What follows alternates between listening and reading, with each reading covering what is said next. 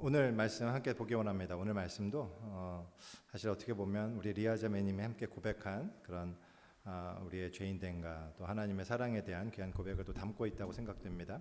오늘은 우리 계속해서 창세기 우리 살펴보고 있는데요. 오늘 창세기 20장 내용입니다. 그래서 조금 긴데요.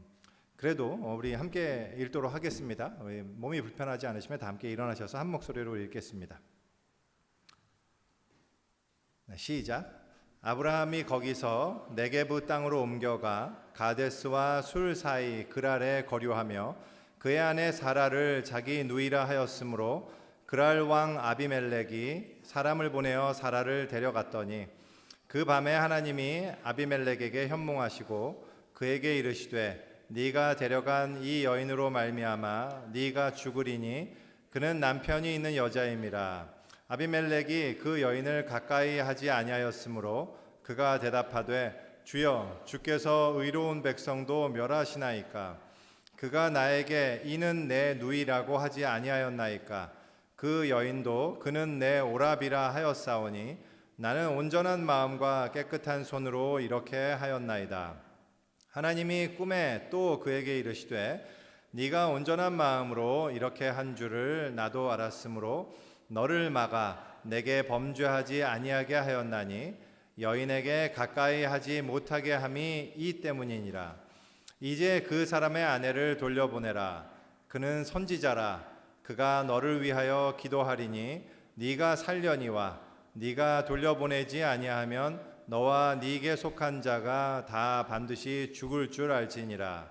아비멜렉이 그날 아침에 일찍이 일어나 모든 종들을 불러 그 모든 일을 말하여 들려주니 그들이 심히 두려워하였더라.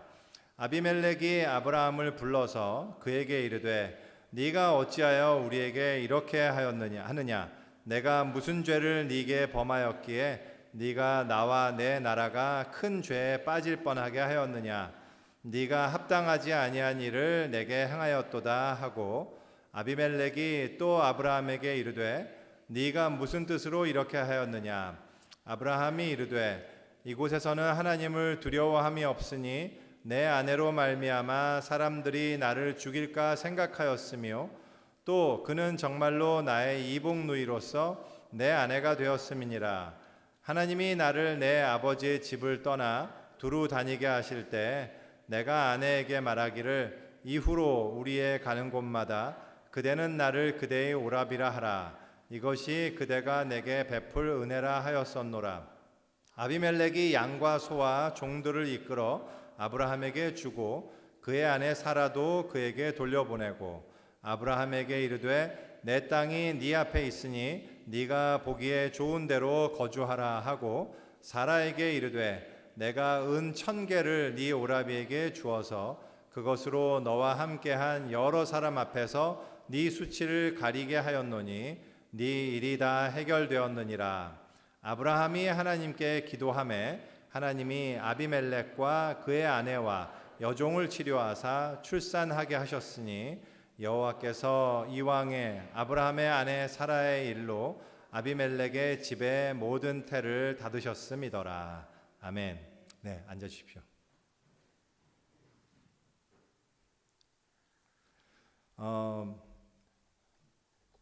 이런 질문을 아마 들어보신 분도 계실 것 같아요. 예수 믿고 나면 사람이 바뀔까? 쉽지 않은 질문이죠. 여러분들은 어떻게 생각하시나요? 바뀐다, 안 바뀐다. 예수 믿고 나면 사람이 바뀔까요, 안 바뀔까요? 여기서 마음 같아서는 손들어서 한번 바뀐다고 생각하시는 이렇게 해보고 싶지만 그렇게까지는 안 하겠습니다. 사실 여러분들 역시 이 질문에 대해서 우리가 선뜻 대답하기 어렵다는 사실은 다 인정하실 거예요. 사실 이 질문에 대한 논란은 참 많아요. 특별히 목사님들 사이에서 이 질문에 대한 논란이 많아요. 왜냐하면 목사님들은 당연히 성도들에게 뭐라고 얘기하죠? 예수를 믿으면 바뀝니다라고 선포하는 사람이고 그렇게 설교하잖아요. 근데 오랫동안 목회하신 목사님들일수록 점점 분명하게 깨닫는 게 한 가지가 있어요. 성도들이 변하지 않는다를 깨닫죠. 그래서요, 저기 어떤 목사님이 하신 조크인데, 이거 조크입니다. 어떤 목사님이 예수를 너무 오래 믿으면 그저 마귀가 된다 이런 농담까지 하시는 거 제가 들은 적이 있어요. 그래서 너무 재미있는 말이고 그 목사님이 그 교회에서 얼마나 힘드셨을까 이런 생각을 하게 됩니다. 너무 뭐 이해되는 그런 표현이기도 합니다. 근데 사실 우리가 굳이 다른 사람들이 예수 믿고 난 다음에 얼마나 변했는가 안 변했는가 뭐 이런 것들을 판단하지 않더라도 그냥 나 자신을 보면서 내가 그다지 그렇게 변하지 않았다는 사실을 깨닫고 실망하게 될 때가 많죠. 그죠? 사실 내 자신이 그렇게 깨닫지 않는다 하더라도 때로는 다른 사람들이 확인시켜 주기도 해요. 그래서 내가 예수 믿으면 정말 변합니다. 정말 예수 믿으면 변하지 않을 수 없습니다. 이렇게 얘기할 때 누가 와서 그러잖아요. 근데 너는 왜 아직도 그 모양이냐? 이렇게 얘기 한마디 그 질문하면 그 말 한 방에 이제 KO 되는 어떤 그런 경험을 하게 되죠. 그러다 보면 그렇지 맞아 인간은 역시 변하지 않아 뭐 이렇게 생각하다가도 또 어떤 사람들의 간증을 듣거나 놀랍게 변화된 모습들을 이렇게 보다 보면 진짜 변하는데 확실히 예수 믿고 변하는 게 있는데 이런 생각이 들고 막 그래요. 그래서 참 어렵죠. 그죠? 어떨까요? 예수 믿고 나면 사람이 바뀔까요? 안 바뀔까요? 오늘 본문은 이러한 질문에 일종의 답을 우리에게 제공해주는 그런 본문이라고 할 수 있을 것 같아요. 사실 이 본문을 저는 예전에 그렇게 좋아하지 않았어요.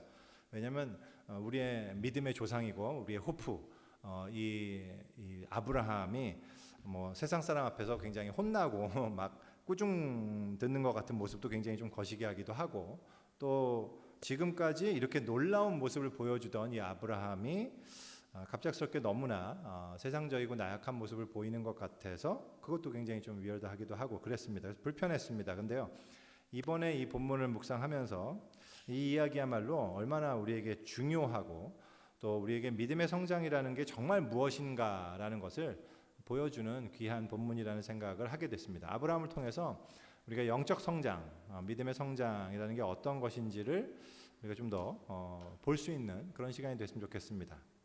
이 내용을 함께 생각해 보도록 하죠.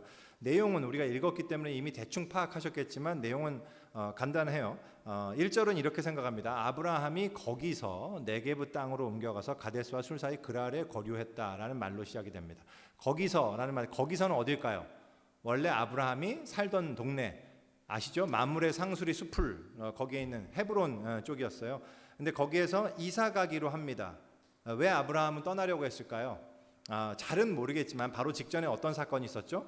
소돔과 고모라의 멸망 사건이 있었어요. 그래서 지난번 본문을 기억하시는 분이 계시겠지만 그가 살던 지역은 아마도 소돔과 고모라 땅이 저 멀리 보이는 어떤 그런 지역이었던 것 같아요. 그래서 소돔과 고모라가 하늘에서 내려오는 유황과 불로 인해 갖고 완전히 폭발하고 막 파괴됐을 때, 멸망하게 됐을 때 거기에 옹기 구름처럼 구름이 일어나는 것을 아브라함이 봤다, 이런 표현이 지난주에 있었잖아요. 그래서 생각해 보세요. 아마 뭐 우리가 사는 지역에서 사실 저 아래 보이는 어떤 지역이 막 핵폭탄을 받아갖고 그냥 완전히 초토화된 그런 곳이 있다는, 저 멀리 보이긴 하지만 그런 곳이 있다고 생각해 보면 내가 여기서 계속 살고 싶은 마음이 좀 안 나기도 하겠죠. 그죠? 아마 그랬던 거 뭐 정확히는 모르겠습니다만 아마 그런저런 이유로 아브라함이 자기가 살던 지역을 떠나기로 했어요. 특별히 어쩌면 조카 롯이 어떻게 됐는지 아브라함은 모르니까 산으로 도망쳐가고 동굴에 살고 있는지도 몰랐을 것이고 아마 소돔이 멸망할 때 내 조카 롯도 죽었을 거라고 생각했을 것이기 때문에 더더욱 마음이 아파지지 않았을까 생각합니다. 그래서 그는 자기가 살던 지역을 떠나요. 그래서 남쪽에 이 그랄이라는 곳을 갑니다. 지도를 보면 이렇게 생겼어요. 그러니까 원래 살던 곳은 여기 헤브론이거든요. 소돔과 고모라는 여기에 있었습니다. 여러분들 기억하시겠지만, 그래서 이렇게 보이던 지역이었는데 지금 이쪽을 떠나서 이 그랄 지역으로 가는 거예요. 좀 더 해변에 더 가깝게 남쪽 지역으로 이동하는 거죠. 그랄은 이제 나중에 블레셋 땅이 된 곳인데요. 거기에는 강력한 왕인 아비멜렉이라는 사람이 통치하고 있었습니다. 지난번에도 설명드린 적이 있지만 그 시대, 고대 시대에는 나의 고향이 아닌 다른 지역으로 간다는 것은 대단히 위험한 거예요. 그죠? 왜냐하면 특히 내 아내가 아리따거나 아리따운 딸을 두고 있거나 하여튼 어떤 그런 거 있을 경우에 더 그렇습니다. 언제 힘이 강한 부족이 나를 사로잡아 난 여기 이 부족의 리더니까 나를 먼저 죽이고 그런 다음에 내 가족과 나의 이 친족들, 내 부족 전체를 노예로 만들지를 알 수 없는 길이기 때문에 그렇습니다. 그래서 아브라함은 일찍부터 굉장히 이제 이 잔머리를 굴려서 미리 아내 사라와 얘기해뒀던 거죠. 내가 이러이러한 상황에 처하게 되면 당신을 내 누이 동생이라고 하겠다. 왜? 누이 동생이면 이제 바치면 되거든요. 바치면 어떻게 되죠? 그 왕이 내 누이 동생과 함께 결혼함으로써 나는 친족 관계가 되는 거잖아요. 나의 시큐리티가 완전히 보장되는 거죠. 그죠? 그래서 이런 식으로 머리를 굴려서 그런 잔꾀를 내서 그렇게 하기로 아내와 합의를 하고 그렇게 해서 행동해 왔던 거예요. 물론 이제 지금 이런 일이 벌어지는 때에 아브라함의 나이가 99세고 사라의 나이가 89세니까 사실은 사라가 아주 늙은 할머니였을 텐데 굳이 이렇게까지 할 필요가 있었을까 이런 생각도 하시는 분이 계실지 모르겠어요. 근데 이때 사라의 모습이 어땠을지 이런 거는 좀 생각하기로 하죠. 왜냐하면 우리가 상상하기 어렵기 때문입니다. 왜죠? 이 일 있음도 바로 다음 해에 이제 사라가 이제 아이를 가지거든요. 그리고 아브라함의 나이 100세 때 그리고 사라의 나이 90세 때 아이를 낳잖아요. 그죠?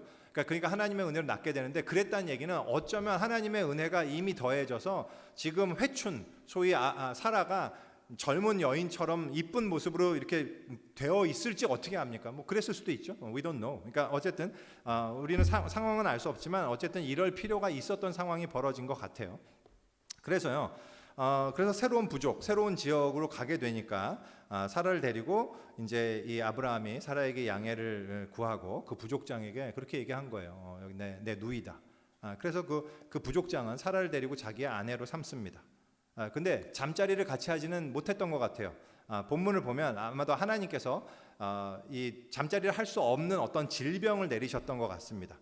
maybe 아마도 성병이었을 가능성이 높죠. 그래서 이 부족의 다른 여인들도 아이를 가질 수 없는 상태가 되어 있었다고 이제 본문이 얘기하고 있잖아요. 그리고는 하나님이 이 부족장인 아비멜렉에게 꿈에 나타나십니다. 그리고는 아비멜렉을 막 혼내시는 거예요. 여자를 손대지 말고 돌려보내라. 안 그러면 다 죽일 거다. 뭐 이렇게 얘기하시는 거예요. 근데 사실 생각해 보세요. 여기에 이 아비멜렉은 잘못한 게 없거든요. 그죠? 아비멜렉은 이 사람은 누구냐? 제 여동생입니다. 바치겠습니다. 오케이. 근데 아내로 삼겠다. 그리고는 아내 삼아서 그냥 데리고 왔던 거예요. 그죠? 아무것도 자기가 잘못한 게 없다고. 내가 일부러 막 칼을 들고 뺏은 게 아니지 않습니까? 그래서 이 아비멜렉이요. 게다가 그리고 정작 아내로 삼은 다음에 잠자리도 못했고 그래서요. 아비멜렉이 하나님께 자기 억울함을 호소합니다. 저 몰랐습니다. 여동생이라 그러니까 제가 아내 삼으려고 된 거지. 제가 뭐 어떻게 알았겠습니까? 의인도 이렇게 벌하시면 안 되지 않습니까? 뭐 이런 항변을 막 해요. 그러면서 이제 꿈에 깨서 아침이 됐을 때 자기 종들에게 이 꿈 얘기를 들려줍니다. 그리고는 이제 아브라함을 부르죠. 그리고 아브라함한테 말하는 거예요. 너 도대체 왜 이러니? 왜 이런 일을 했느냐? 왜 이렇게 나를 속이고 이렇게 했느냐? 그때 아브라함이 이제 변명을 하는 거예요. 변명을 하기를 여기 사람들은 하나님을 두려워하지 않기 때문에 한마디로 나쁜 놈들이니까 나를 죽이고 우리 가족들에게 해를 끼칠까봐 그랬다. 그리고 두 번째는 실제로 이 사라와 나는 아빠는 같지만 엄마는 다른 이복 누이다. 실제로 옛날에는 이제 고대 시대에는 그렇게 결혼하기도 했었으니까 실제 꼭 거짓말은 아니다. 그리고 세 번째로는 우리가 처음 가나안 우르 지역을 떠나올 때가 있었는데 그때 여러 부족을 만나서 이런 위험에 처하게 되면 이런 식으로 위기를 모면하기로 이미 아내와 약조했기 때문에 내가 아내를 속이고 이런 건 아니다. 뭐 이런 얘기를 하는 거예요. 이런 얘기로 아브라함은 아비멜렉에게 변명을 하는 거예요. 그러면서 아마 자기의 미안함을 표현했겠죠. 그래서 아브라함이 사실은 이제 자기가 잘못한 것도 없지만 하나님 말씀대로 사라를 아브라함에게 돌려보냅니다. 그리고 자기가 남의 아내를 아내로 삼으려고 했던 그 잘못에 대한 보상으로 사실은 자기가 정말 고의로 잘못한 것도 아닌데 그 잘못을 인정하고 보상으로 은 1000개 그래서 은 한 11kg 되는 그것과 큰 육축과 이런 것들을 재산들을 함께 들려보내서 엄청난 재산으로 이 아브라함에게 보상을 해요. 게다가 그뿐만 아니라 자기가 다스리는 이 그랄 땅 주위 자기의 통치 영역에서 언제든지 위험에 처하지 않고 설 수 있는 시민권, citizenship을 이제 이 아브라함에게 부여합니다. 뭐 이렇게까지 해요. 그리고 그러자 이제 아브라함이 하나님의 말씀대로 기도를 해요. 그랬더니 마지막 17절에 하나님께서 아까 얘기했던 그런 질병들을 다 치료해 주셔서 이제 그 부족이 이제 건강하게 출산할 수 있는 그런 다시 건강이 회복됐다. 이런 내용이에요. 이게 오늘 본문의 내용입니다.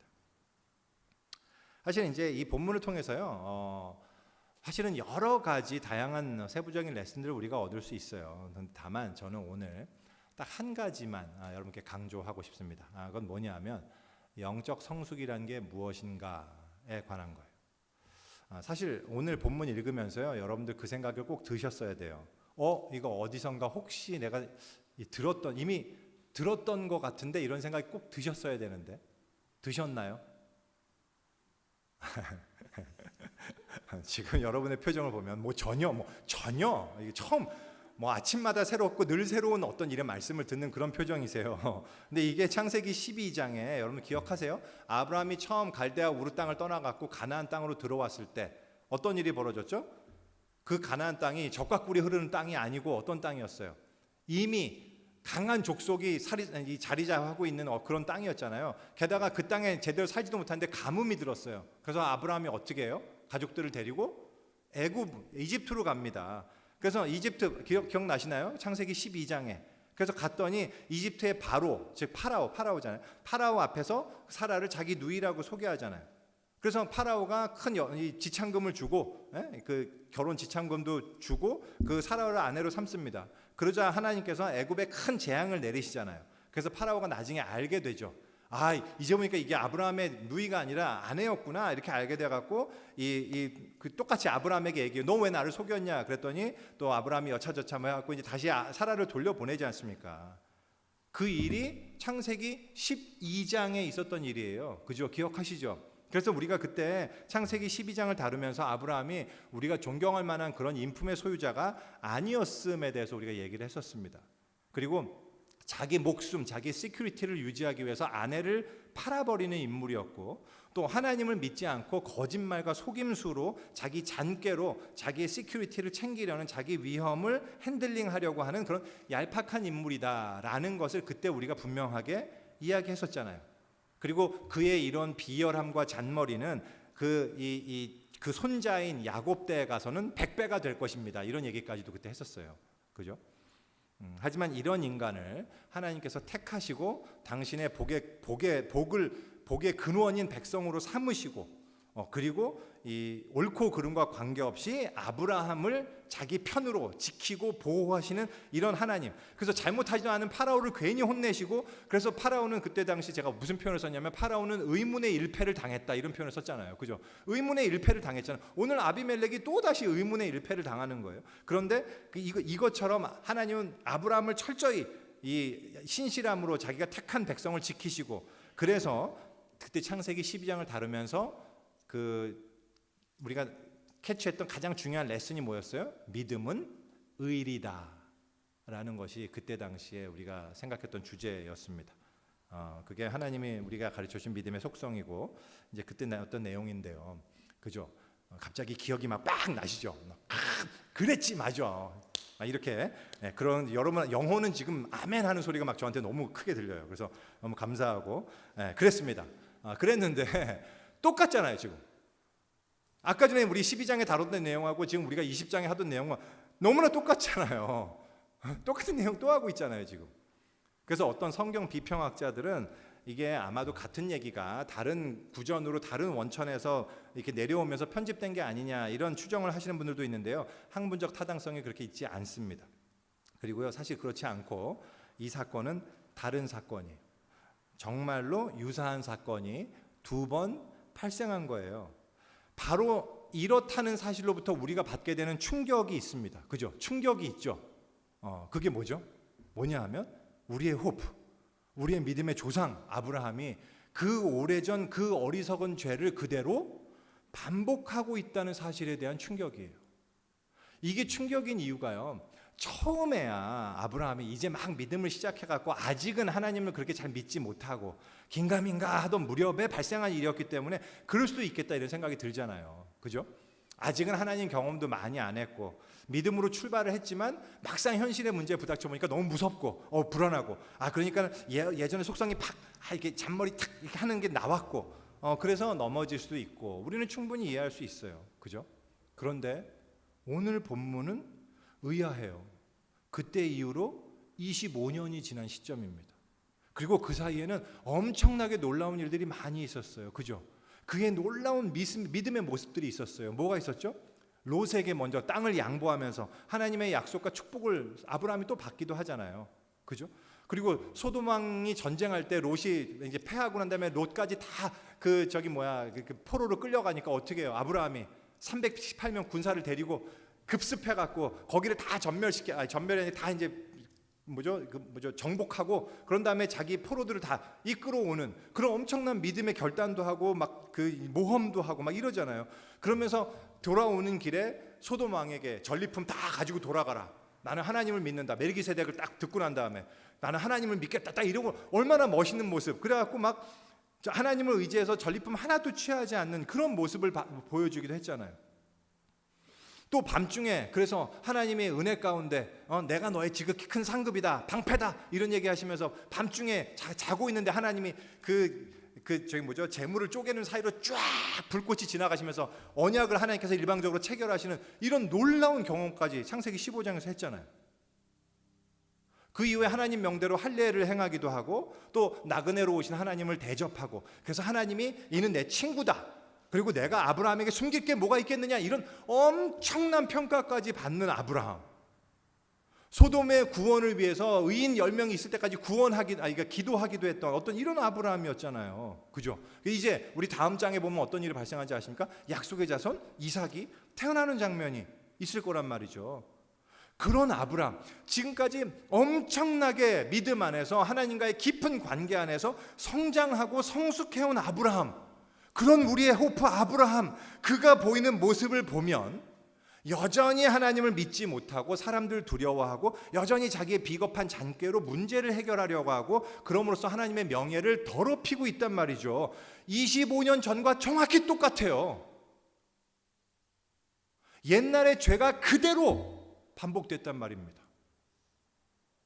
이렇게 놀라운 하나님 경험을 하고 이렇게 각종 우리에게 믿음의 모델을 보여주었던 그가 실상을 알고 보니 예전과 똑같았다라는 똑같은 어리석음을 그대로 똑같을 뿐이었음이 드러나는 순간이란 말이죠. 오늘 본문이.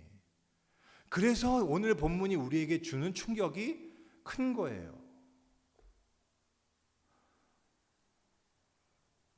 여러분들은 그렇게 충격적이진 않은 것 같은데 이게 굉장히 충격적인 거거든요. 굉장히 충격적인 겁니다. 이러한 아브라함의 모습은 아까 우리가 초두에 제기했던 질문에 대한 대단히 중요한 답 한 가지를 제공하고 있어요. 하나님을 만나고 하나님을 믿고 나면 우리가 변화하는가? 우리는 변화되는가에 대한 질문에 대한 답이에요. 그 첫 번째 답은 이것입니다.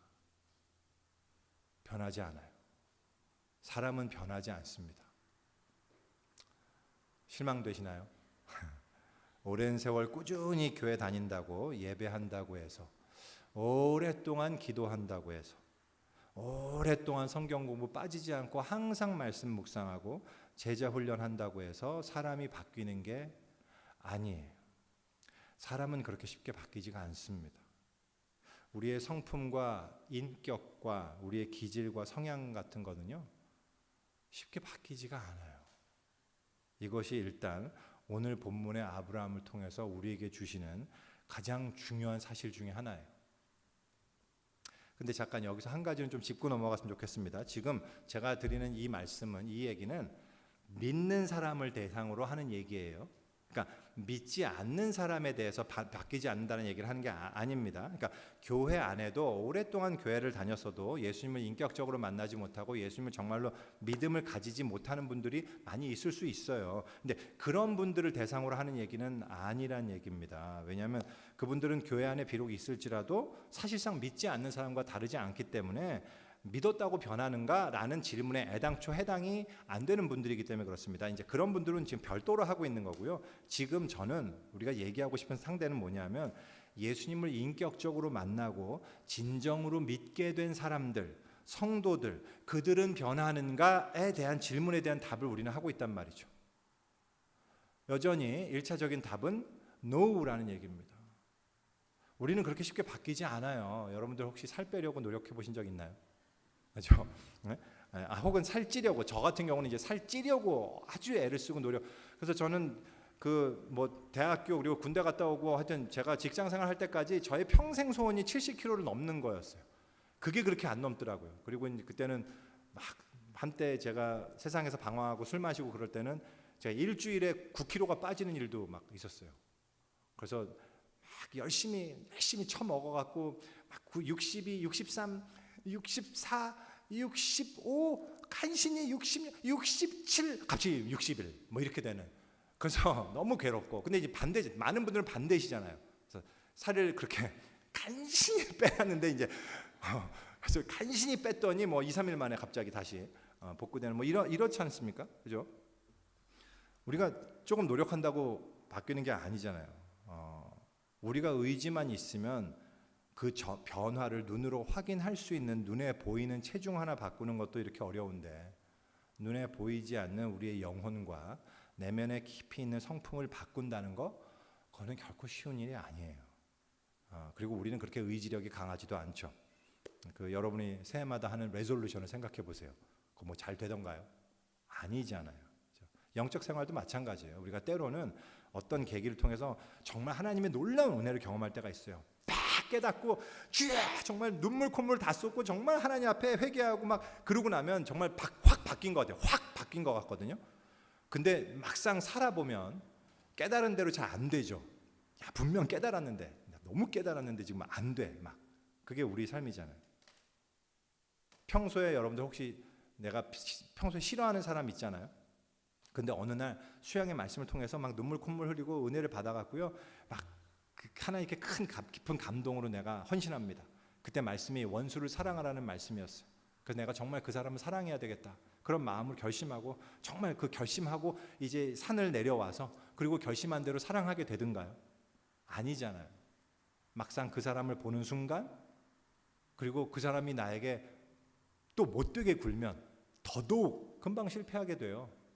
그죠? 잠깐 성공할지 모르지만 지속성이 없습니다. 그리고는 깨닫게 되죠. 나는 안 변하는구나.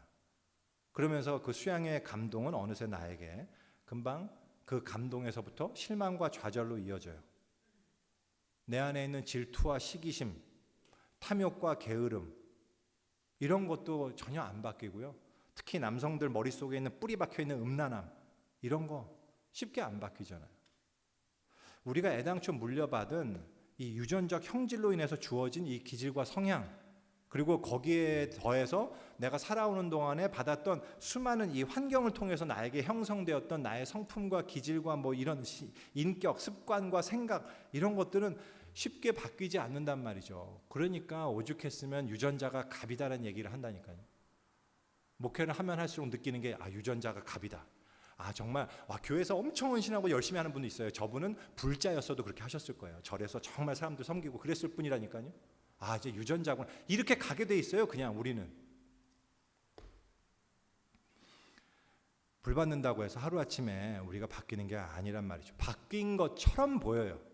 하지만 아브라함처럼 위험한 순간, 아브라함에게 있어서 일종의, 이게 뭐 지난번에 얘기했던 the moment of truth일 수도 있어요. 진실의 순간이 팍 닥쳤을 때, 그 순간이 팍 닥치니까 그 순간이 오면 전혀 믿음이 없었을 때 보였던 나의 모습과 조금도 다르지 않은 나의 리액션이 팍 나타나더라 하는 것을 우리가 경험할 때가 있단 말이죠. 그럴 때는 정말로 좌절스러워요. 내가 진짜 내가 목사까지 돼갖고 내가 지금 하나님 믿는 것만 내가 지금 40년 목사까지 됐는데 뭐지? 이렇게 생각이 들죠. 특히 어려서부터 쉽지 않은 환경 속에서 자라면서 많은 상처와 고통 속에서 우울한 성품을 가지게 되신 분들도 있어요. 그래서 저는 그런 솔직한 고백을 제가 들은 적이 있어요. 예수 믿고 정말로 불 받고 주님께 큰 은혜로 변화받았기 때문에 이제는 내가 이 상처에서 벗어나서 복음의 능력으로 밝고 기쁘게 소망에 가득 차게 살아야 된다. 그런데 물론 밝아진 부분이 확실히 있고 우울감도 많이 극복된 것도 맞는데 어느 날 달라진 게 없구나. 이런 걸 깨닫고는 내가 너무 좌절했습니다. 이런 고민을 저한테 얘기하신 분이 있단 말이죠. 정말 많이 달라졌다고 생각했는데, 내가 진짜 믿음의 길을 열심히 걸어오고 정말 많이 달라졌는데, 저 깊은 나의 아래 깊은 내면은 이제 보니까 그대로구나 라는 걸 알고는, 그래서 예수를 믿었는데도, 정말 뜨겁게 만났는데도 내가 이것밖에 안 되는가 하는 그런 자괴감, 그런 고통을 느끼는 거죠. 그런 분들께 제가 오늘 이 말씀을 꼭 드리고 싶어요. 여러분, 정상이에요. 기독교가 말하는 믿음이라는 것이 허구이기 때문에, 혹은 여러분이 뭔가 잘못 믿었기 때문에 변화가 없는 게 아니에요. 우리의 내면이라는 것은 나의 죄성에 깊이 뿌리박은 나의 근본적이고 고질적인 문제가 그렇게 쉽게 바뀌는 게 아니란 얘기를 전 드리고 싶은 거예요. 도리어 만약에 어떤 분이 저는 아브라함이 이렇게 행동했는지 도저히 전 이해할 수가 없습니다. 저는 저라면 절대로 이렇게 하지 않았을 겁니다. 라는 분이 계시다면, 그렇게 저한테 누군가가 얘기하시다면 전 그분께 이렇게 얘기하고 싶어요. 아직도 당신은 스스로 속고 계신 분입니다. 그런 분들은요, 자기가 믿음이 있다고 생각하지만 아직은 믿음이 뭔지도 모르고 자기 자신에 대해서도 정말 모르는 분이란 말이죠. 예수님 시대의 종교 지도자들이 그렇게 생각했거든요. 우리는 조상 때와 같이 우리가 태어났다면 그런 일이 없었을 것이다 라고 생각했던 게 그들이었어요. 다시 말씀드리지만 우리는 쉽게 변하지 않아요. 엄청난 은혜를 경험했다 하더라도 우리 안에 어리석음과 죄성은 똑같단 말이죠. 자, 그렇다면 믿는다고 해서 달라지는 것이 없단 말인가? 믿음으로 말미암아 우리에게 임하시는 성령의 능력이 다 거짓이란 말인가? 이런 불안감과 불편함을 가지신 분이 계실 수 있는데요. 걱정하지 마십시오. 그런 게 아니에요. 우리가 믿을 때, 하나님을 만나고 나면, 믿게 되면요, 우리는 반드시 변합니다. 반드시 변화하게 돼 있어요.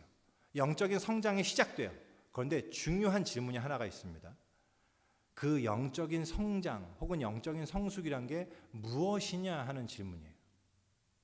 가끔 고민을 상담하시는 분들 가운데 내 믿음이 자란 것 같지가, 아까 그분도 마찬가지였고요, 내 믿음이 자란 것 같지가 않습니다. 이런 고민을 하신 분이 계세요.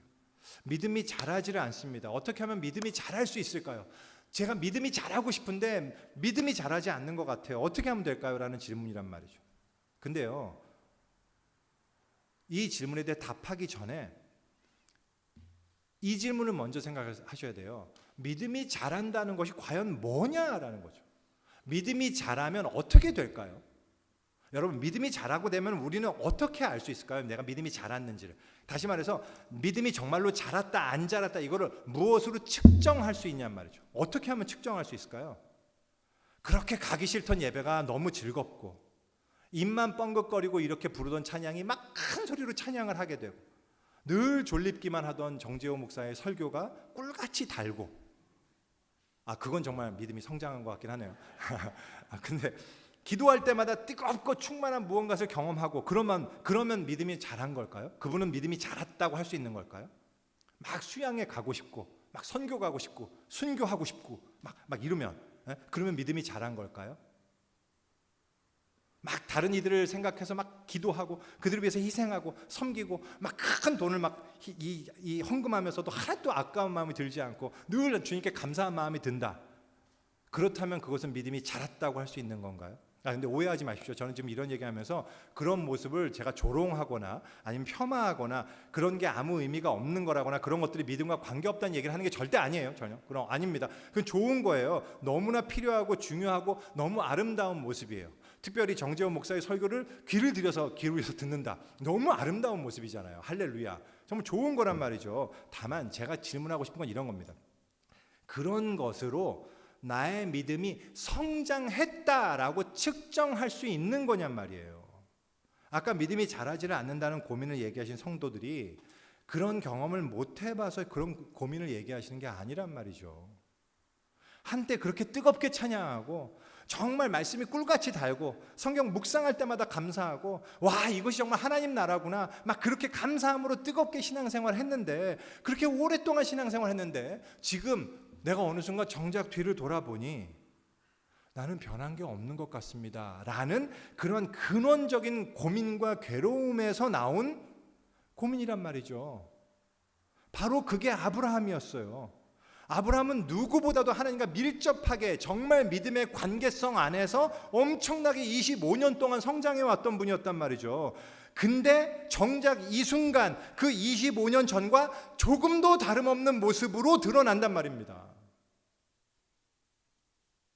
믿음 때문에 더 의롭고 선하게 변할 줄 알았는데 그렇지 않다는 얘기예요. 이 지점에서 우리는 우리가 믿을 때 반드시 변화하게 되어 있는 묘소가 뭔지를 생각해 봐야 돼요. 아주 중요한 포인트가 한 가지가 있습니다. 그것은 바로 나의 불가능성을 자각하는 거예요. 나의 죄인됨을 더 분명하게 알게 되는 거예요. 나라는 존재가 이 죄로부터 나는 도저히 빠져나올 수 없는 구제불능한 존재구나 라는 것을 정말로 좀 더 분명하게, 더 예리하게, 더 적나라하게 보게 되는 거란 말이죠. 그래서 정말 여러분들 일종의 역설적, paradoxical and ironical truth가 뭔지 아세요? 정말 역설적이고 이 아이러니컬한 진실이 뭐냐면요, 아, 내가 조금 더 변한 게 없구나라고 깨닫는 것, 그것이요 도리어 정말로 변했다는 한 가지 증거예요. 확실한 증거예요. 나는 정말로 불가능하구나. 와, 나 정말 예수님 오시지 않았으면 진짜 큰일 날 뻔했구나. 정말 큰일 날 뻔했구나. 난 정말 구원자가 필요하구나. 이거를 진짜로 분명하게 보게 되는 것, 이게 바로 영적 성숙이란 말이죠. 그것이 바로 믿음의 성장의 증거예요.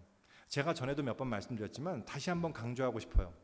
기독교에서 구원이라고 하면 보통 칭의, 성화, 영화 이렇게 표현합니다. Justification, Sanctification, Glorification. 이거를 구원의 세 가지 단계라고 표현하기도 하고요.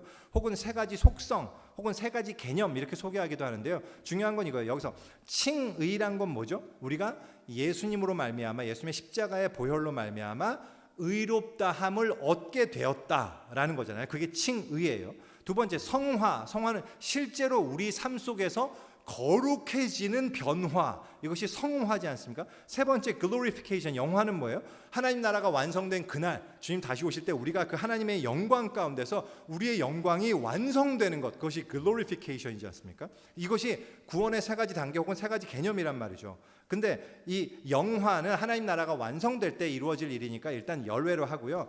이 땅에서 우리가 살아갈 때 중요한 것은 따라서 칭의와 성화예요. 근데 여기서 가장 큰 오해가 뭐였죠?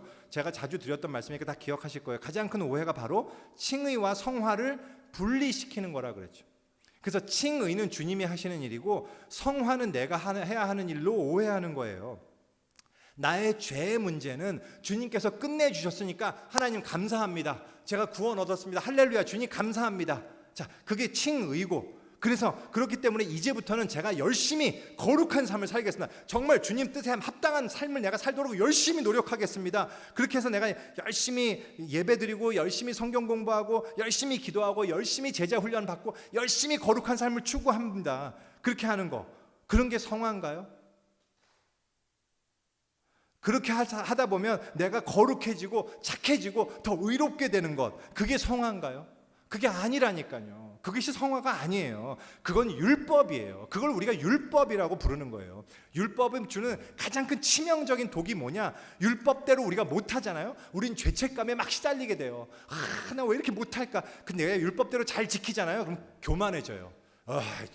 야, 저것도 하나 못하고 집사가 돼갖고 저 뭐야? 이런 생각하게 된다니까요. 그걸 우리가 율법이라고 하는 거예요. 율법은 성화가 아니에요. 우리는 그렇게 성화되지 않아요. 내가 열심히 뭔가를 해내는 것으로 우리가 성화되는 것이 아니란 말이죠. 우리가 열심히 무엇을 함으로써 나의 거룩하게 되는 무언가를 열심히 함으로써 내가 의를 막 쌓아감으로써 그 점수를 쌓음으로써 내가 성화를 도모하게 된다면 결국 깨닫게 되는 것은 뭐냐? 아무것도 변한 게 없구나라는 사실이에요. 그런데 그 모든 자기 노력은 자기의 의일 뿐 성화가 아니란 말이죠. 도리어 진짜 성화는 언제 이루어지냐? 와, 정말로 변한 게 아무것도 없구나라는 걸 깨달을 때, 내가 정말로 나를 조금 더 변화시킬 수 없다는 사실을 자각하게 되는 것, 그것이 성화의 과정이란 말입니다.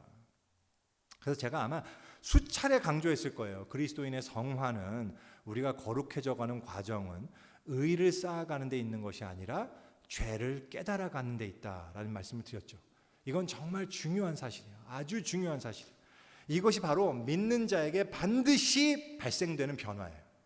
예수 그리스도를 만나고 믿음 안에서 거듭나게 되면요, 반드시 발생하는 변화가 있습니다. 그게 무엇이냐? 내가 죄인임을 깨닫는 거예요. 아, 내가 안 되는구나. 내가 할 수가 없구나. 이제 보니까 이것도 죄네. 저것도 죄네. 내가 저거 해놨는데 저것도 죄네. 내가 하는 모든 일에서 나의 죄성이 이게 영향을 미치지 않는 게 하나도 없네. 와, 큰일 났네. 와, 정말 주님이 오시지 않으면 나는 진짜 멸망의 자식이네 라고 깨닫게 되는 것, 그것이 성화의 과정이란 말입니다. 그래서 진짜 구원자인 오직 예수 그리스도만이 유일한 희망이라는 걸 내가 깨닫게 되는 거예요. 정말로 보게 되는 거예요. 정말 진짜로 예수밖에 없구나. 와, 큰일 날 뻔했다. 진짜 큰일 날 뻔했다. 와, 나 진짜 이대로 가면 큰일 날 뻔했네. 하나님 감사합니다. 주님 정말 감사해. 이렇게 되는 게 성화란 말입니다. 그래서 시간이 지나도, 신앙 연수가 쌓여도 내가 여전히 죄인이라는 사실을 더 투명히 보고 나의 불가능성을 더 분명히 깨달음으로써 정말 더욱더 예수님만을 더 깊이, 더 철저히 의존하게 되는 것, 이것이 믿음의 성장이에요. 이것을 우리는 영적 성숙이라고 부르는 거란 말이죠. 이것을 성화라고 합니다. 그리고요, 그런데 믿는 자가 가지게 되는 변화가 죄인됨의 깨달음만 있는 것이 아니라 또 한 가지가 있어요. 그것은 바로 하나님의 전적인 은혜와 사랑을 깨닫는 거예요. 아까 성화란 의를 쌓아가는 것이 아니라 죄를 깨달아가는 것이라고 말씀드렸잖아요. 근데 생각해 보세요. 오늘 본문에 등장하는 인물, 우리 아비멜렉과 아브라함을 생각해 보세요. 의로움의 기준으로 보면 오늘 본문에서 누가 더 의로울까요? 아비멜렉이 의로워요, 여러분. 그는 정말로 선하고 좋은 사람이었던 것 같아요. 사실은 죄 없는 희생자입니다. 그는 빅팀이에요, 빅팀.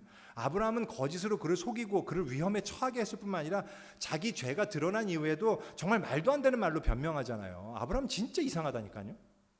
그럼에도 불구하고 그 아비멜렉은 하나님을 두려워했어요. 아비멜렉이 여기에 있는 땅은 하나님을 두려워하지 않을 것 같아 나를 죽일 것 같아서 그랬습니다. 이렇게 변명했지만 정말로 하나님을 두려워한 사람은 누구였어요? 아비멜렉이었어요. 하나님을 두려워하지 않았던 사람 누구예요? 아브라함이었단 말이죠. 하나님을 두려워했으면 이렇게 안 하죠. 하나님께 의지하지. 하나님 생각도 안 했어요. 그리고 그냥 자기 장깨로 이런 얘기 하는 거잖아요. 누가 하나님을 두려워했어요? 아비멜렉이었단 말이죠. 그리고 그런데 아비멜렉은 자기 희생자인데 아브라함을 용서하고 사라 돌려보내고 아브라함과 사라에게 상당한 비용을 지불하면서 아브라함에게 시민권까지 주고 막 이래요. 여러분, 세상 사람들을 우습게 보지 마세요. 우리는 하나님의 선택받은 선한 사람들이고 세상 사람들은 악마같이 그냥 자기 이기적인 그 욕망만 추구해가면서 가는 정말 악마 같은 사람들이다, 착각하지 마시라고요. 본문의 아비멜렉처럼 우리보다 훨씬 의롭고 선하고 선량하고 착한 세상 사람들 진짜 많아요. 진짜 많다니까. 우린 부끄러워할 줄 알아야 된단 말이죠. 그 의로움이 기준이면 우리는 그들보다 결단코 천국에 먼저 들어가지 못할 거예요. 근데요, 오늘 본문의 충격적인 부분은, 저는 이 오늘 본문에서 이 아비멜렉을 보면 너무 짜해요. 너무 짜하지 않나요? 아무 잘못도 없는 사람이 아브라함의 속임수 하나 때문에 너무 큰 고통을 당하고 온 부족이 고통을 당하고 막 이래요. 근데 정말 놀라운 사실이 뭐냐 하면 하나님이 꿈에 나타나시더니 그 아비멜렉을 책망하신다는 사실입니다. 도리어 비겁하게 거짓말하고 하나님을 불신했던 아브라함을 그 앞에서 높이세요. 그리고는 아브라함을 선지자라고 부르십니다. 선지자라는 낱말이 히브리어로 나비거든요. 나비. 그 나비라는 단어가 성경 전체에서 첫 번째로 등장하는 순간이 바로 여기에요. 하나님이 아브라함은 나비니 선지자니 너는 그에게 기도를 받아야 된다. 그에게 기도 받지 않으면 너 다 죽일 거야. 이런 얘기를 하세요. 이런 걸 읽으면서 여러분 어떤 기분이 드십니까? 하나님이 너무 불의한 것 같지 않으세요? 정의로운 하나님이 이러시면 안 된다는 생각이 들지 않으시나요? 아비멜렉은 칭찬하시고 아브라함은 꾸중하셔야지. 지금 이게 뭔가 좀 잘못됐는데? 이런 생각 안 드세요? 도리어 아브라함을 그 앞에서 높이시는 하나님이 불의하다고 생각되지 않으신가요? 맞아요. 그 생각이 정확히 맞는 생각이에요. 하나님은 그렇게 불의하게 당신의 택한 자 아브라함에게 당신의 전적인 은총을 베푸십니다.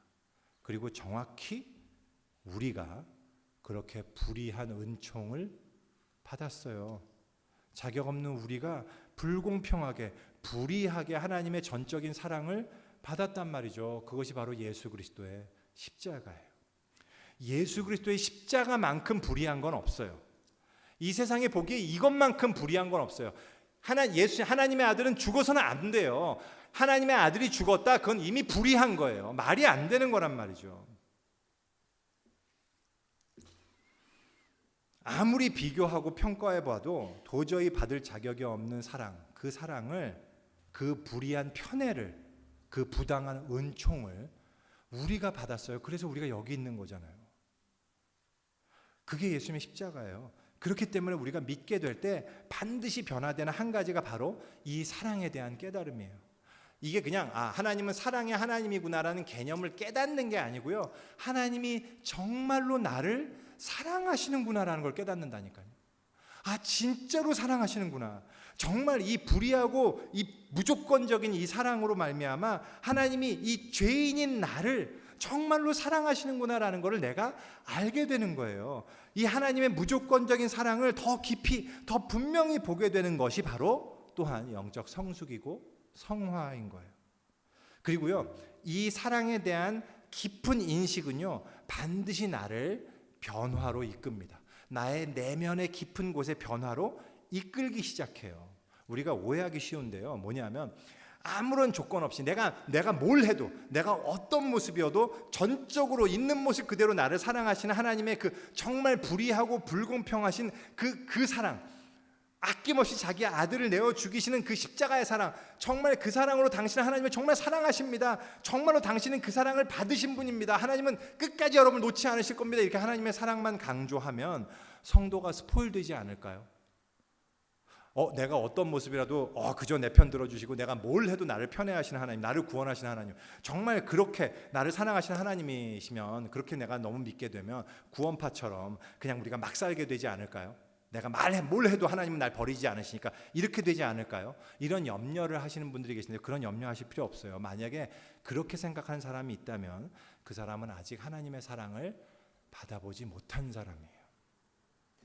십자가의 사랑, 그 한없는 은총과 사랑, 진짜 그 사랑을 아직 깨닫지 못했기 때문에 그런 생각을 하는 것뿐이에요. 정말로 하나님의 사랑을 받은 사람, 하나님이 진짜로 나를 사랑하시는구나라는 걸 깨달은 사람은요, 그렇게 생각하지 않아요. 왜냐하면 그렇게 생각할 수가 없어요. 참으로 모든 진정한 믿는 신자는 자격 없는 자신에게 이러한 하나님의 부당한 편애가 주어졌다는 사실이 얼마나 불의하고 불공정한지를 알게 되거든요. 정말로 말도 안 되는 사랑으로 나를 사랑하셨다는 걸 내가 알게 되잖아요. 그러면 그 하나님의 사랑에 정말 감격하게 되고요, 세상에 미안하게 돼요. 세상을 절대로 우린 정죄하지 않게 돼요. 미안하게 돼요. 너무 내가 세상에 빚진 심정이 된단 말입니다. 사도 바울이 로마서에서 뭐라고 얘기하냐면, 나는 헬라인이나 로마인이나 야만이나 지혜자나 모든 사람들에게 내가 빚졌다, 이런 얘기를 해요. 사도 바울이 왜 빚졌어요? 무슨 빚을 졌는데? 사도 바울한테 그 사람들이 뭘 빌려줬어? 돈을 꿔줬어요? 뭐 해줘? 아무것도 안 해줬어요. 근데 사도 바울은 왜 빚졌다 그랬을까요? 왜냐하면요, 빚진 심정이 되니까. 내가 부당한 은혜를 받았거든요. 나 사랑받을 수 없는 사람, 하나님 앞, 지금 세상 사람들 다 멸망으로 가고 있는데 하나님이 나만 딱 집어갖고 나를 사랑했다니까. 그리고 무조건 넌 내 편이야, 네가 뭘 해도 난 널 사랑해, 이런단 말이죠. 얼마나 미안해 내가 세상에. 정말 나 그럴 수 없는 사람인데 너무 미안해요. 내가 세상에 정말 미안한 거잖아요. 너무 민망하고 하나님께 죄송하고 막. 믿는 자는 누구든 이 심정을 가지게 된단 말이죠. 이 심정을 가지게 돼요, 하나님 사랑 때문에. 그리고 이 사랑 때문에 하나님을 사랑하게 돼요. 정말 그리스도의 탁월함과 그 아름다움, beauty and excellence라고 하잖아요. 그 아름다움과 탁월함에 푹 빠져갖고요, 그분을 깊이 사랑하게 됩니다. 근데 그러면 바뀌게 돼요. 여러분, 이것이 그리스도를 닮아가는 변화예요. 바로 그 과정이에요. 그리스도를 닮아간다는 게 뭐냐면요, 여러분, 그리스도를 닮아간다는 건 이런 게 아니에요. 그리스도, 저분은 너무 의롭고 선하신 분, 그렇지, 내가 저분을 내 인생의 롤 모델 삼자, 내 롤 모델. 그래서 내가 저분을 닮기 위해서 내 노력해야겠다. 그래서 내가 저분처럼 살기 위해서 열심히 따라하고, 저분처럼 훈련하고, 열심히 예수 닮는 모습으로 다른 사람 사랑하고, 막 이렇게 예수 닮는다는, 이렇게 훈련해야지, 이렇게 해서 나도 저분 닮아가야지, 이게 아니란 말이죠. 예수를 닮는다는 건 그런 게 아니에요. 도리어 예수를 닮는다는 것은요, 이걸 제가 비유로 이렇게 설명하면 좋을 것 같아요. 아마 많은 분들은 잘 모르시겠지만 1960년대 활동했던 가수들 중에는요, 봉봉 남성 중창단이라고 있어요. 혹시 못 들어보셨나요? 이게 당시에 60년대가요, 이 가요계를 휩쓸던 어떤 트렌드가 어떤 거냐면 남성 중창단이 인기를 끌던 시기였습니다. 그래서 블루벨즈라든지 아니면 쟈니 브라더스 이런 그룹들이 막 활동하던 때가 있었어요. 근데 그 중에 유명한 그 중창단이 바로 봉봉 중창단이에요. 봉봉 중창단이 어떤 노래를 불렀느냐? 그 중에서 여러분들이 알만한 곡이 있다면 1968년에 했던 꽃집 아가씨요. 꽃집의 아가씨는 예뻐요. 찬양이네. 이 노래 아세요? 그래서 그렇게 예쁠 수가 없어요. 그녀만 만나면은 가슴이 울렁울렁 거려요. 이런 노래 들어보신 적 있으실 거예요. 그게 아마 1970년에 윤영주가 다시 리메이크 해갖고 불러서 유명해져갖고 윤영주 곡으로 알고 있는데 그게 아니에요. 봉봉 중창단의 곡이었습니다. 근데 이 노래가 아니라 그 전년도에 이분이 이 남성 중창단이 냈던 노래 중에 사랑을 하면은 예뻐져요라는 노래가 있어요. 고개를 끄덕거리신 분이 있어요. 여기 들어보신 사랑을 하면은 예뻐져요. 사랑을 하면은 예뻐져요. 이거 몰라요? 아무리 못생긴 아가씨도 사랑을 하면은 예뻐져요. 이런 노래예요. 이거 모르시는구나. 이거 굉장히 유명한 노래인데. 근데 그래서 이거 저는 어떻게 이렇게 알게 됐냐면 제가 벌써 군대에서 30년 됐지만 제 사수 모경호 상병이라고 이름도 잊어버리잖아요. 근데 그분이 맨날 작업하면서 항상 이 노래 불렀거든요. 이 봉봉중창 꽃집 아가씨랑 이걸 불렀어요. 왜? 그분 나보다 한 살밖에 더 많지 않은데 뭘 이렇게 이걸 알았는지 몰라요. 근데 어쨌든 그래서 근데 이 노래 가사는 이렇게 돼요. 사랑을 하면 예뻐져요. 아무리 못생긴 아가씨도 사랑을 하면 예뻐져요. 사랑을 하면은 꽃이 피네. 사랑을 하면 꽃이 피네. 아무리 호박꽃 아가씨도 사랑을 하면은 꽃이 피네. 이게 요새는 이게 인정받기 어려운 굉장히 여성 차별적인 그런 가사의 노래인지라 제가 이 노래 자체를 권장하려는 게 아니에요.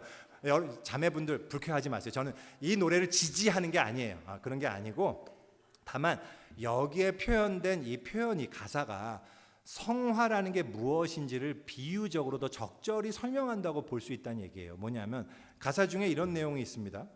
못생긴 여자들은 모두 다 사랑하소. 사랑을 하면은 모두가 미인되네.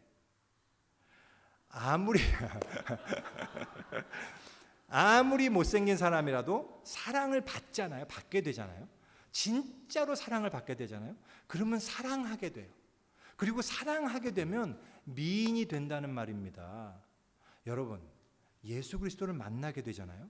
예수 그리스도의 십자가를 알게 되잖아요. 하나님이 정말로 이 세상에서 부당하다 할 정도로 나를 전적으로 무조건적으로 정말로 깊이 사랑하신다는 사실을 내가 정말로 알게 되잖아요. 이 아무 자격 없는 나를 하나님이 그렇게 사랑하신다는 사실을 정말로 깊이 알게 되면요, 우리가 그로 인해서요 그분을 진정으로 사랑하게 돼요. 나는 자꾸 넘어지고 자꾸 쓰러지는 어리석고 나약한 아주 바보 같은 죄인일 뿐이지만 그분의 사랑 때문에 이런 나를 의롭다고 칭해 주신 그분의 사랑 때문에 그분을 보면서 다시 일어나게 되는 거예요. 끊임없이 다시 일어나게. 또 자빠졌네. 또 일어나. 왜 일어나요? 나 지금 성화시키려고 일어나? 아니에요. 그게 아니라 왜냐하면 그분이 날 사랑하거든요. 그분이 내가 일어나기를 원하거든요. 그래서 일어나는 거예요. 왜? 그분이 사랑하니까. 나도 그를 사랑하거든요. 그래서 사랑하고 일어나고 다 보면 내가 이뻐지는 거란 말이죠. 이 못생긴 내가, 이 못생긴 추악한 죄인인 내가 그분의 사랑 때문에, 그 사랑 때문에 이뻐지는 것, 그 사랑 때문에 변화되는 것, 그것이 바로 그분을 닮아가는 거예요. 이게 성화입니다. 오늘 본문의 마지막을 보면요, 아브라함이 하나님의 선지자로서 아비멜렉을 위해서 기도하죠. 여러분 한번 상상해 보세요. 어떻게 기도했을 것 같으세요? 아브라함이 주님 치료해 주십시오 이렇게 기도했을까요? 아니었을 거예요. 모르긴 몰라도요, 온 마음과 정성을 당해서 간절하게 기도했을 겁니다. 제발 치료해 주십시오. 왜 그랬을까요? 이유가 몇 가지 있겠죠. 이런 나를 끝까지 보호하시는 하나님에 대한 그 깊은 그 사랑에 대한 그 은총에 대한 감동이 있었겠죠. 그 다음에 아비멜렉에 대한 미안함, 그런 것도 있었을 거예요. 정말 미안하고 하나님께 너무 감사하고 정말 그 감정이 복합되어 갖고요, 진짜 간절히 기도했을 거란 말이죠. 그게 이 땅에서의 성도의 삶이에요. 우리는 비록 부끄럽고 연약한 정말 죄인된 존재이지만 오직 이 하나님의 무조건적인 은총과 사랑 때문에 이 세상을 치료하고자 하시는 하나님의 열심에 동참하는 것, 자격 없는 자가 감히 하나님의 대리인으로서 기도하는 선지자가 되는 것, 그것이 바로 이 땅에서의 그리스도인의 모습이고 믿는 자의 변화된 증거입니다. 그리고 이 부끄러운 우리가 오직 하나님의 그 사랑에 힘입어 사명을 감당하게 될 때 이 땅에는 하나님의 치료가, 그 생명이 임하게 될 것입니다. 할렐루야. 우리 기도하겠습니다.